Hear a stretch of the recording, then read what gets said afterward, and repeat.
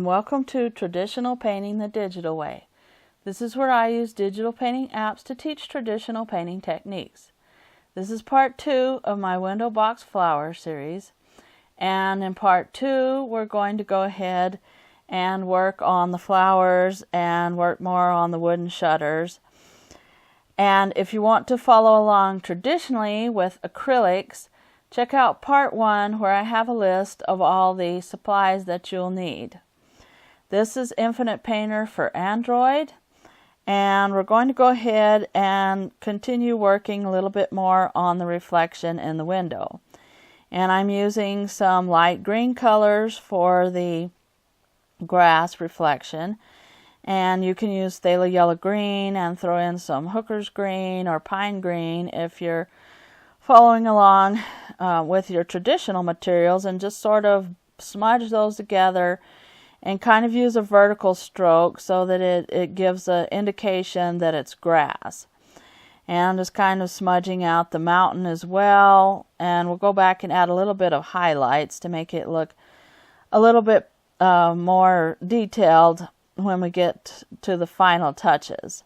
But for right now, we're just kind of adding the first layer. And I want to add the first layer to the flowers, and that's going to be the green leaves that are on the flowers. So I'm using kind of a spring green color, and if you're following along traditionally, you can either use spring green or you can use hooker's green with phthalo yellow green mixed together. And we want sort of a scumbling stroke, which is just kind of a rough, loose stroke for the leaves. And we want them to kind of look just an impression of leaves. We don't exactly want big details or anything on these flowers because they're not close-up individual flowers. And so I'm using the Velocity Spatter brush from Infinite Painter for this step because I wanted to add rougher looking edges and add a little bit of some darker green to this green, and we want to do pockets of light and dark on these flowers for their leaves. And then I'm adding a little bit more of the light green back, and if you're following along traditionally, you can use your number 3 round brush, and then also you can use your number 8 bristle brush and just tap lightly on the canvas so that it will give kind of a puffy look to the edges, because we want real uneven edges to these leaves that are going to be underneath the flowers. We're going to put the flowers on top of all this greenery. And so you've got that part underpainted, and here I'm just working again on the shutters of the window, and I'm just trying to get those a little bit straighter, and so I'm using the straight line tool. And one of the things that is going to happen when you paint, if you're not using a transparent paint, you're going to lose some of your original sketch. So you kind of have to go back over it again. And this is especially if you're working traditionally. Now, you can always go back and look at your original sketch if you're working digitally, provided that you put it on a separate layer. So make sure that you put your original sketch on a separate layer so that you don't lose it. And so here I'm just kind of straightening up the edges of the shutters and straightening the boards that go across the shutters there. And you can go ahead and just use a dark brown color for that. And then I'm working a little bit on the window seal and using a lighter gray and just straightening it out and working on the edge of it. And you just kind of have to constantly go back and correct that, because as you add more things, you just naturally sort of lose that edge. So you just have to keep working on it again. And I also didn't use a perspective tool for this one because the vanishing point would be so far out that it's hard to use for this painting, because it's just slightly perspected one point towards the left. It's in one point perspective, and it's just slightly perspected towards the left. So you can sort of just eyeball it by looking at your photo reference. And you can measure the angle if you want to with a protractor or something if you're following along traditionally. But here I'm just kind of eyeballing it by lining up the photo reference with the painting that I have on the screen. And so that's what I'm doing, just working on that, trying to get the angle right. We don't want it a real slanted look, just slightly slanted. And so that's what I'm working on trying to get here. And like I said, I'm just eyeballing it instead of using a perspective tool, because the vanishing point would be so far left that it goes off the screen of my computer. And you can shrink it down, but it's still hard to do it that way. So sometimes it's easier just to eyeball it. And that's what I'm doing. But I am using this straight edge tool so that it helps me keep the edge of the window straight there and not get all way out of the slant there.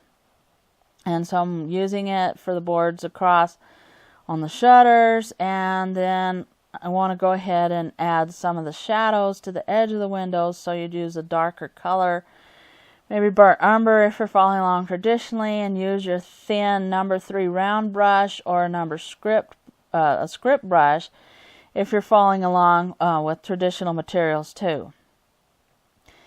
And then I'm shrinking it down so that I can see how it looks. I'm checking the angle on the window there.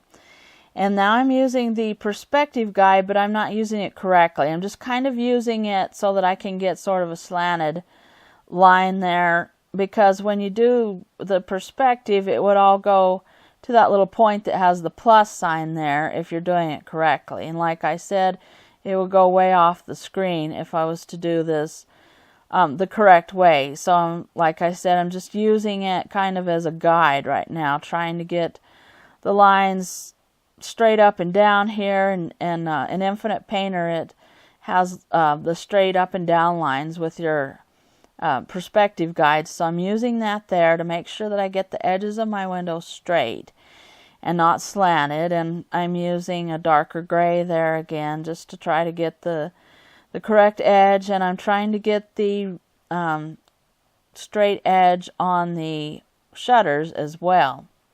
And I'm using this guide for that, and trying to get the bottom of the shutters here.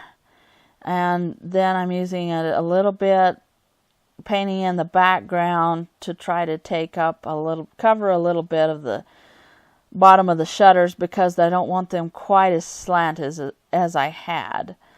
And you can do this, you just have to smudge it out with your finger if you're doing this traditionally. And of course it's easier to do it digitally. But you just have to remember to kind of match the colors there and keep the color pattern that you have on your wall there.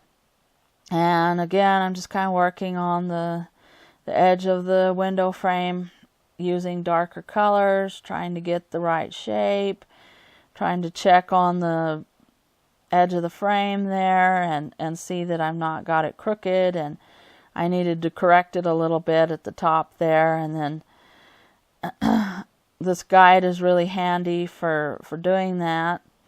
And also on the bars, the window seal, and the wood that goes across the windows.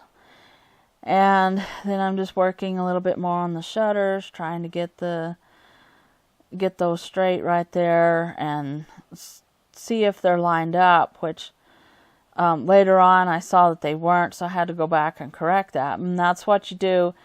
You do all this right now in the medium stage before you get everything really detailed and fine there. You can do this now in the rough painting stage, and that's what I'm doing. I'm changing the boards that go across on the shutters there because they weren't lined up like they needed to be. And then I shrank it down to see what that looked like, and then I'm just using some more wood color around them. And it doesn't hurt if you have color variations in your painting. In fact, you want that for your windows because the wood is not going to have the same flat color unless it was painted or something, but this is not. This is natural wood, so it just helps add some more interest to your painting. And I'm just kind of smudging it in there. You want to go ahead and make sure that you smudge it in so that it blends in with the texture of the wood. And I'm using sort of a yellow ochre color for that. And then I wanted to add a little bit of some highlight along the edges of the window frame. And I'm using kind of a lighter charcoal color there. And then I wanted to go ahead and work a little bit more on the edges of the shutter right there, the edges of the frame. I'm smoothing that out, and then I wanted to go ahead and look and see what was happening with all the layers here. And so I wanted to go ahead and add a little bit of clouds to the reflection in the window, and you can use old oil or something like that, and just smudge it in, and then add a little bit of a lighter color to the mountains as well, and smudge it in. And you just want it to make it look like it's a mountain texture. You don't want anything big and detailed in this window reflection. We just kind of want a little bit of a reflection that makes it look like this is a little cabin in the mountains, and there may be some houses that are closer to it. Here, I added a little bit of some pink and white there and smudged it in really well, but it makes it look like there might be another house in the distance or towards the mountains, and you just want indications. You don't want big detail for this.